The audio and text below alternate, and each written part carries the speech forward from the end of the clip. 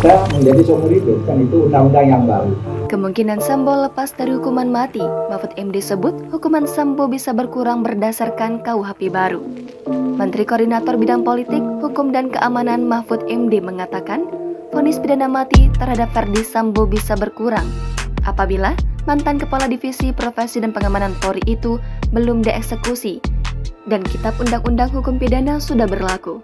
Aturan tentang hukuman mati diatur dalam pasal 100 KUHP baru yang isinya, apabila terpidana menunjukkan sikap terpuji, pidana mati dapat diubah menjadi pidana seumur hidup dengan putusan Presiden atas pertimbangan Mahkamah Agung.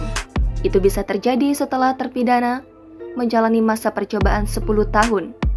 Ya, bisa kalau belum dieksekusi sebelum 3 tahun. Tapi sesudah 10 tahun, kalau berkelakuan baik, bisa menjadi seumur hidup, kan itu undang-undang yang baru. Adapun KUHP baru itu berlaku pada tahun 2026. Mahfud mengatakan, KUHP baru berlaku bagi terdakwa atau terpidana jika kasus belum inkrah atau berkekuatan hukum tetap. Kalau di dalam undang-undang itu, jika seorang dalam proses hukum lalu terjadi perubahan peraturan perundang-undangan, maka diberlakukan yang lebih ringan kepada terdakwa. Jadi dia mungkin akan menerima itu kecuali mau diperdebatkan. Itu terjadi perubahan undang-undang dalam proses hukum. Kalau ini kan tidak proses hukum lagi, besok 3 tahun yang akan datang. Nanti itu bisa jadi debat baru, tapi itu tidak penting.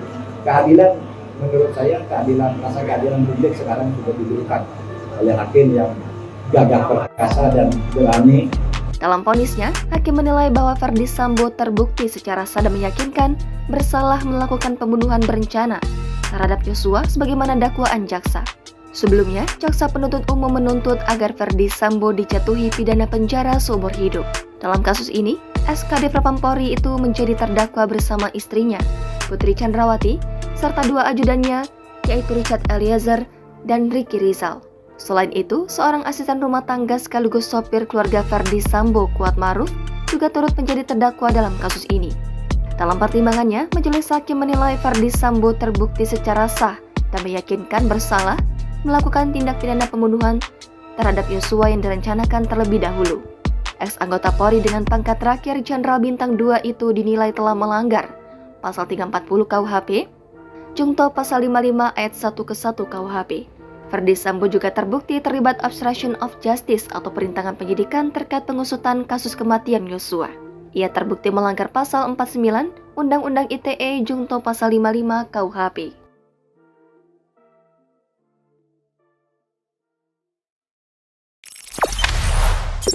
Jangan lupa subscribe, share, komen, dan like ya!